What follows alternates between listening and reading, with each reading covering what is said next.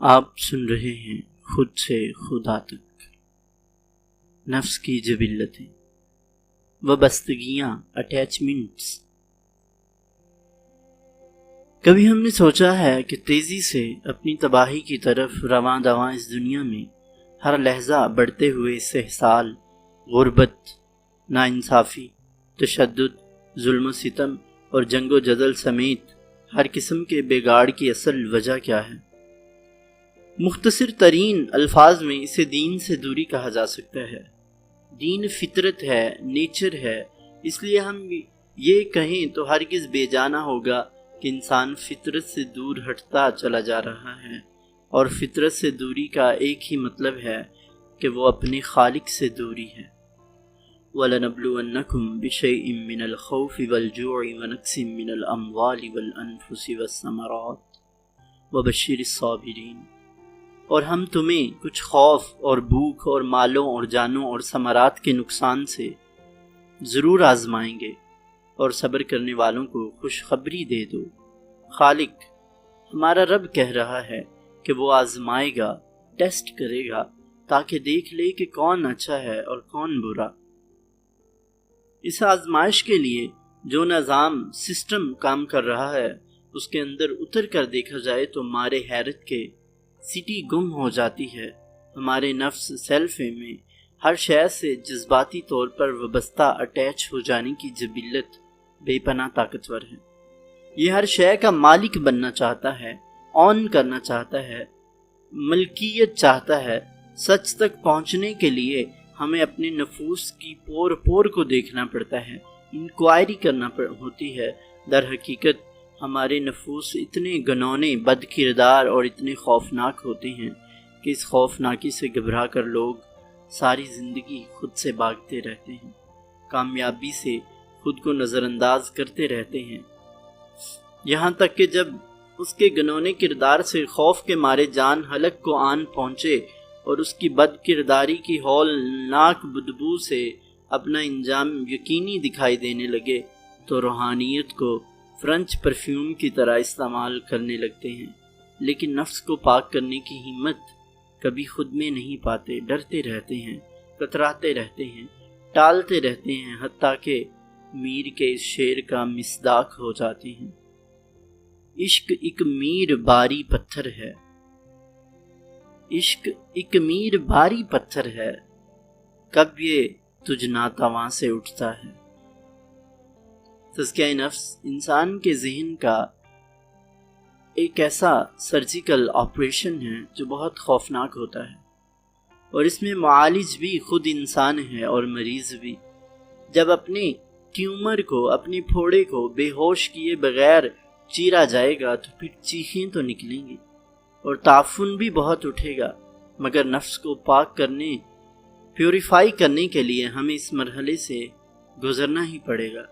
ہمیں ہر وہ شے جو ہم سے کسی بھی طور پر جڑی ہے، ملکیت لگتی ہے، میرا نام، میرا جسم، میرے ماں باپ، بہن بھائی، گھر بار، بیوی بچے، میرا کاروبار، پیسہ، میری زندگی، سب کچھ میرا ہے۔ اس حق ملکیت کو حاصل کرنے اور برقرار رکھنے کی خاطر نفس انسان ہر مشقت اور ذلت کو گوارا کرتا ہے۔ ہمیں فطری طور پر اپنے بچوں سے بہت محبت ہوتی ہے، بری بات نہیں ہے، یہ تو اللہ نے ہمارے دل میں ڈالی ہے، مگر کیا یہ وہی محبت ہے جو اللہ نے ہمارے دل میں ڈالی ہے، یا ہم نے اس محبت پر اپنا قبضہ جما لیا ہے؟ وہ اللہ کے بنائے ہوئے انسان ہیں جنہیں اس نے اسی طرح زمین پر بھیجا جیسے ہمیں بھیجا، وہ تو امانت ہیں، لیکن کیا ہم واقعی انہیں امانت سمجھتے ہیں؟ ایک باپ کو اپنے بیٹے سے بے پناہ محبت ہوتی ہے، وہ ساری زندگی اسے پالتا ہے، اس محبت میں کوئی کلام نہیں، کوئی شک نہیں، لیکن باپ کا نفس دھیرے دھیرے اس محبت کو قبضے میں بدل ڈالتا ہے، اور وہی باپ اپنے بیٹے کو اپنی ملکیت سمجھنے لگتا ہے۔ اگر یہی بیٹا اپنے باپ کو کسی دن اچانک تھپڑ مار دے تو اب محبت کہاں ہے؟ یہ باپ کی نہیں، نفس کی محبت کی بات ہو رہی ہے۔ ایک باپ کا نفس یہ کبھی برداشت نہیں کر سکتا کہ اس کا بیٹا اسے تھپڑ مارے۔ اگر ایسا ہوا تو باپ بیٹے کا رشتہ ختم ہو جائے گا۔ یہاں مقصود یہ نہیں کہ باپ وہ تھپڑ چپ چاپ کھا لے۔ ایسا عقلی طور پر ممکن نہیں۔ مثال کا مقصد صرف محبت میں، فطری محبت میں نفس کی ملاوٹ، اس کا قبضہ دکھانا ہے۔ نفس کی دنیا کچھ لو کچھ دو کے اصول پر چلتی ہے، گیو اینڈ ٹیک کا معاملہ ہے۔ اگر نفس اپنی اولاد کی پرورش کرتا ہے تو بدلے میں اس سے 100% اطاعت مانگتا ہے۔ نافرمان اولاد کسی کو پیاری نہیں ہوتی۔ نافرمان تو دور کی بات، نفس انسان اپنی اولاد کا معمولی اختلاف بھی برداشت کرنا اپنی توہین سمجھتا ہے۔ ہمیں اولاد اس لیے دی جاتی ہے کہ ہم اس کی اچھی پرورش کر کے اسے دنیا کی دوڑ میں شامل کر دیں۔ پھر اگر وہ ہماری خدمت کرے تو سبحان اللہ، اگر نہ کرے تو وہ جانے اس کا خدا جانے۔ مگر ہم ایسا نہیں کرتے۔ ہم اپنی اولاد کے ساتھ جینا شروع کر دیتے ہیں، یہاں تک بھی کہ کوئی برائی نہیں، مگر یہ جینا ہماری زندگی کا عکسی مقصد بن جاتا ہے۔ یہاں سے ساری بات بگڑتی ہے۔ نفس کی جبلت ہے کہ یہ تقابل، کمپیریزن کرتا ہے۔ امارہ اور لوامہ صرف اندر نہیں باہر بھی کام کرتے ہیں۔ ہم لوگوں پر حکم لگاتے ہیں، انہیں جج کرتے ہیں۔ نفس چونکہ اپنا سب سے بڑا ہمدرد ہے، اس لیے وہ دوسروں کا جب باہری دنیا میں خود سے موازنہ کرتا ہے، جب دوسرے کو دیکھ کر اپنا تجزیہ کرتا ہے، تو ساری زندگی مسخ ہو کر رہ جاتی ہے۔ یہی تقابل کی وہ فطرت ہے جس سے حسد، نفرت، انتقام، بغض، کینہ اور ناجائز حکمرانی جیسے بے شمار خبیث پودوں کی شاخیں پھوٹتی ہیں۔ یہ بہت بڑا چکر ہے۔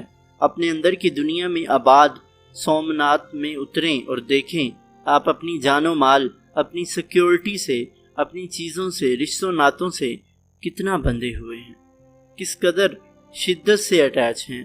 اپنی وابستگی، یہ اٹیچمنٹ چھوڑ دینا آپ کو کسی صورت قبول نہیں۔ آپ کو اپنے اندر جو بھی شے، جو بھی احساس میرے کا دکھائی دے، اسے پورے دھیان سے دیکھیں۔ آپ کی فطرت قابض ہے، اور اس قابض فطرت کو، پوزیسیو نیچر کو پالنے کے لیے آپ کو ظلم، ناانصافی اور تشدد سے بھی کام لینا پڑتا ہے۔ ہم سب اپنی اصلیت میں جیلس، حاسد ہوتے ہیں۔ بات کا خود ہمیں احساس نہیں ہوتا کہ ہم کتنی گہرائیوں میں جا کر ایک حاسد ہیں۔ ہمارے نفوس اپنی فطرت میں حاکم ہیں، سمجھنے کی کوشش کرتے ہیں۔ ہم خود سے متعلقہ ہر شے، ہر جذبے، ہر رشتے کو اپنی محدود عقل، لیمیٹڈ تھاٹ سے دیکھتے ہیں۔ خود سمیت ہم نے اپنے ذہن میں ہر شے کا، ہر شخص کا ایک بت، ایک تصور بنا رکھا ہے۔ ہم اس شخص یا شے کو سامنے آ جانے پر اسی تصور کی نظر سے دیکھتے ہیں۔ مثال کے طور پر جب کسی کی بیوی اس کے سامنے آتی ہے تو بیوی کا سارا ڈیٹا شوہر کے ذہن میں پہلے سے موجود ہے۔ شوہر اس عورت کو اپنی بیوی کے تصور سے جانتا ہے۔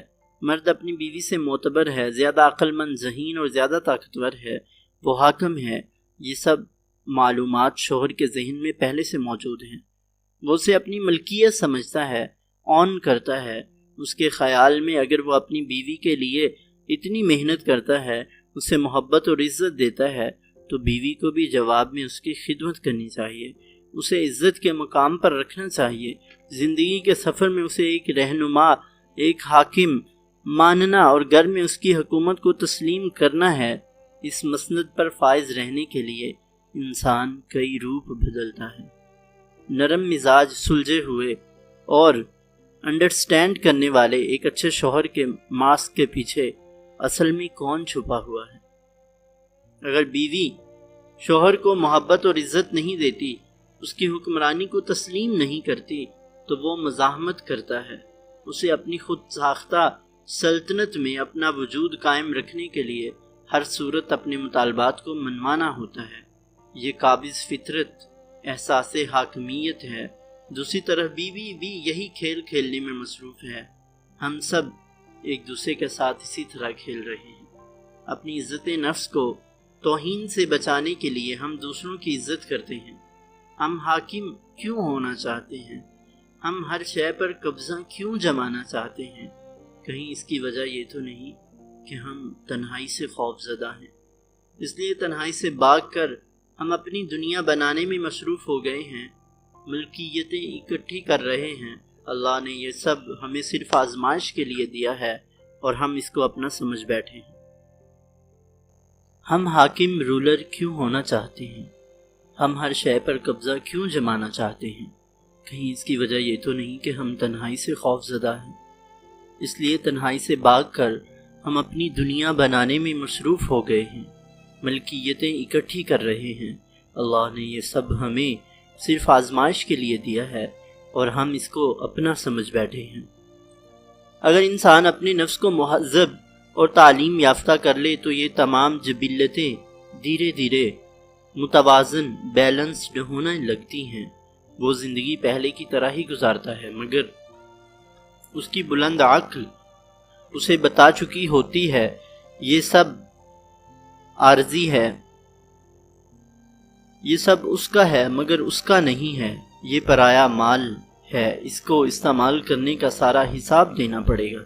پھر زندگی اپنی حدود میں رہنے لگتی ہے، اپنی وابستگیاں اٹیچمنٹس باقی تو رہ جاتی ہیں، لیکن نفس کی ان پر گرفت کمزور ہو جاتی ہے، یہ کچے دھاگے ٹوٹنے لگتے ہیں اور انسان آزاد ہونے لگتا ہے۔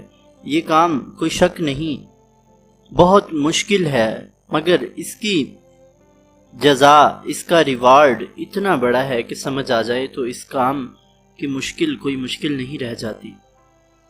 جو کچھ بھی یہاں لکھا گیا ہے اس کو اپنے سمیت پوری دنیا پر لاگو کر کے دیکھیں، آزمائیں، ٹیسٹ کریں، پرکھیں، سب سمجھ میں آ جائے گا کہ جتنی بھی نفس کی منفی جبلتیں ہیں وہ وابستگی سے نکل رہی ہیں۔ صوفی جب دنیا چھوڑتا ہے تو اس کا مطلب یہ ہرگز نہیں کہ اس نے ہر شے سے اپنا ناتا توڑ ڈالا ہے، ایسا تو مجذوب کرتا ہے، دیوانہ یا پاگل کرتا ہے۔ اللہ کا دوست تو اندر کی دنیا سے وابستگیاں کم کرتا ہے۔ جب من کی دنیا پاک ہوتی ہے تو باہری دنیا خود بخود نکھرنے لگتی ہے۔ زندگی کی خوبصورتی اس کے رشتے ناتے ہیں، مگر پاگل پن کی حد تک ان سے محبت اللہ کی دوری ہے، اور یہ دوری انسان کو جانور سے بدتر بنا دیتی ہے۔ ایک ایسا جانور جس کی زندگی کا مقصد صرف اور صرف اپنی ذات کی پرورش ہے۔ افرأیت من اتخذ الہہ ہواہ وأضلہ اللہ علی علم وختم علی سمعہ وقلبہ وجعل علی بصرہ غشاوہ فمن یہدیہ من بعد اللہ افلا تذکرون۔ کیا تو نے اسے بھی دیکھا جس نے اپنی خواہش نفس کو اپنا معبود بنا رکھا ہے، اور باوجود سمجھ بوجھ کے اللہ نے اسے گمراہ کر دیا ہے، اور اس کے کان اور دل پر مہر لگا دی ہے، اور اس کی آنکھ پر بھی پردہ ڈال دیا ہے۔ اب ایسے شخص کو اللہ کے بعد کون ہدایت دے سکتا ہے؟ خدارا اپنی خواہش کو ہی سب کچھ نہ سمجھے، کیونکہ نفس انسان کی ایک خواہش ہے جس میں باقی ساری خواہشات پنپ رہی ہیں، اور وہ خواہش وابستگی اٹیچمنٹ ہے، اور انسان کا رب اسے انہی وابستگیوں سے آزما رہا ہے۔